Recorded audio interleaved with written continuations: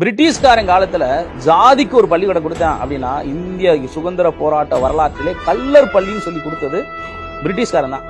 வேற எந்த சமூகத்திற்கும் சாதி ரீதியான பள்ளிக்கூடத்தை கொடுக்கல.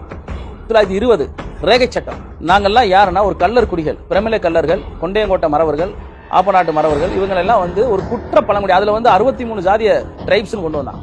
குற்ற பழங்குடிகள், இரவில் நடமாடக்கூடிய சமுதாயம். இவங்க எல்லாம் இரவிலே நடமாடுவாங்க, திருடுவாங்க அப்படின்னு சொல்லி ஒரு பொய்யான ஒரு குற்றச்சாட்டை சுமத்தி இந்த தேச விடுதலைக்கு பாடுபட்ட எல்லா 63 ஜாதி, எங்களோடு அடங்கிய 63 ஜாதிகளுக்கும் ரைட்ஸ் இவங்க எல்லாம் குற்றப்பாளிகள். இந்தியா முழுவதும் கொண்டு வந்தான். 1911 கொண்டு வந்தான். 1918 11 கீழக்குடியில கொண்டு வந்தான். கீழக்குடின்னு சொல்லி மதுரை மாவட்டத்தில் இந்த பகுதியில் கொண்டு வந்தான். அப்ப எங்களை ஓவரா சித்திரவதை பண்ணான். ஆனா 1920 ரேகை வைக்க சொன்னாங்க. எங்களை ரேகை வைங்க, நீங்க எல்லாம் குற்றவாளிகள் சொன்னா அந்த ரேகை எதிர்த்து சண்டை போட்டான். அது போர். சிந்துவெட்டி காவல் நிலையத்திலையும் 2 காவல் நிலையங்களுக்கு அறிவிப்பு கொடுத்து போலீஸ்களை மக்களை பூரா அந்த ஊரை விட்டு வெளியேற்றி பெண்களையும் குழந்தைகளையும் வெளியேற்றிட்டு சண்டைக்கு வரான்னு கூப்பிடுச்சு பிரிட்டிஷ் போலீஸ். அன்னைக்கு இந்த துப்பாக்கி சுடும்னு அவனுக்கு தெரியும், வீரங்கி வெடிக்கும்னு தெரியும். ஆனா 75 சிப்பாய்கள் அன்னைக்கு போயிருந்தான். 75 சிப்பாய்கள் 60 தடவை ரோல் பண்ணிருக்கான். ஆனா இவங்க பிரிட்டிஷ்காரங்க என்ன சொன்னாங்க, 16 பேர் தான் செத்து போயிட்டாங்க. தண்ணி கொடுக்க போன ஒரு மாயக்கான ஒரு லேடி செத்து போயிருக்கு அப்படின்னு சொல்லி இந்த பிரிட்டிஷ் கணக்கு ஆவணத்தில் இருக்கு. ஆனா ஏகப்பட்ட பேர் உயிர் தியாகம் பண்ணாங்க. இதெல்லாம் அந்த குற்றப்பழங்குடி சட்டம் என்ன, நீங்க எல்லாம் இளம்பிள்ளைகள் உங்களுக்கு தெரியாது. எங்களுடைய சமூகம் இரவில் யாரும் கருத்தரிச்சதே கிடையாது. எங்களுடைய ஜாதி வழக்கம் என்னன்னா, கல்யாணம் ராத்திரில நடக்கும். ராத்திரில கல்யாணம் பண்ணாலும் பொண்ணு அம்மா 16 வயசு ஆனா பையன் காவல் நிலையத்துல போய் குத்த வச்சு உட்காரணும், சமணம் போட்டு உட்கார முடியாது. இப்படி குத்த வச்சு ரீடிங் சைட போட்டு கட்டி வச்சிருவான். நாங்க இப்படியே உட்கார்ந்துருக்கணும். எங்களுடைய முன்னோர்கள் கோயில் பூசாரி ஒரே காலில் விழுவான், அந்த பூசாரியை நெஞ்சில எத்துவான் சிப்பாய். அதெல்லாம் அந்த கொடுமையெல்லாம் நாங்க அனுபவிச்சவங்க. அது மட்டும் இல்ல, எங்களுடைய சமூகமே இரவில் கருத்தரிச்சது கிடையாது, பகல்ல கூடி கருத்தரிச்ச கூட்டம் தான் நாங்க. அப்படி இப்ப நீங்க இங்க இருக்கீங்க, இது என்ன ஏரியாது, வேளச்சேரியில இருந்து வடபழனி போகணும்னா நீங்க என்ன செய்வீங்க, ஆட்டோ பிடிச்சு போயிருவீங்க. ஆனா எங்க சமூகம் மட்டும் என்ன செய்யணும்னா, ராதாரி சீட்டு, பாஸ்போர்ட் இருக்கணும். வேளச்சேரியில இருந்து நான் வடபழனிக்கு போறதுக்கு பாஸ்போர்ட் இருந்தா தான் என்னால போக முடியும்.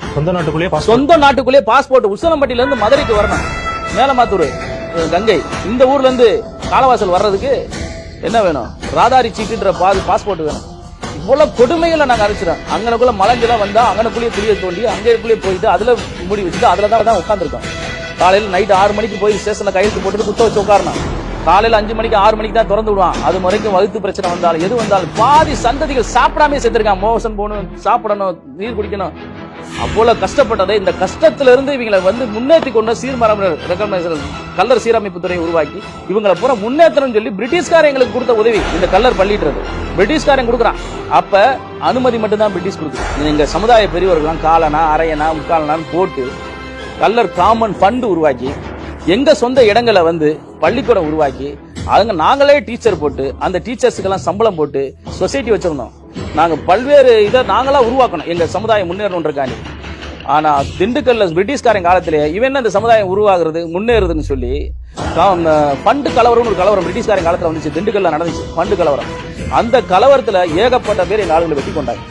மேலமாத்தூர்ல அந்த கணவாயில பாதி பேரை வெட்டி கொண்டாங்க, வையாத்து தரையில. இப்படி அந்த ஃபண்டு கலவரம்னு ஒரு கலவரம் இருக்கு பிரிட்டிஷ்காரன் காலத்துல. அப்படியெல்லாம் நாங்க கஷ்டப்படுறதை உணர்ந்துதான் இவங்க முன்னேறணும்ன்றதுக்காண்டி தான் பிரிட்டிஷ் கவர்மெண்ட் கல்லர் பள்ளிகளை இவங்க வச்சு நடத்திக்கலாம், சொசைட்டி வச்சுக்கலாம், இவங்களை வாழ்வாதாரத்துக்கு பண்ண அவங்கள அந்த காலத்துல நம்மளுக்கு உதவி பண்ணியிருக்காங்க. ஆனா இன்னைக்கு எங்களுடைய சொத்து எங்ககிட்ட இல்ல, அரசு ஆக்கிருச்சு, அரசு கையில் எடுத்து வச்சுக்கிருச்சு. எங்களுக்குன்னு ஒரு தனி அடையாளம் நாங்களா உருவாக்குனது, எங்க சொத்தை இவங்க எடுத்து வச்சிருக்காங்க. சுதந்திர இந்தியாவுக்கு முன்னால பிரிட்டிஷ்காரன் கொடுத்த கல்லர் பள்ளி ஆர்காலஜி டிபார்ட்மெண்ட் எதுக்கு இருக்கு, பழமையை பாதுகாக்கக்கூடிய விஷயங்களை பாதுகாக்கிறதுக்கு ஆர்காலஜி டிபார்ட்மெண்ட் இருக்கு. எங்களை இவங்க அரசாங்கம் பாதுகாக்கணுமா அழிக்கணுமா?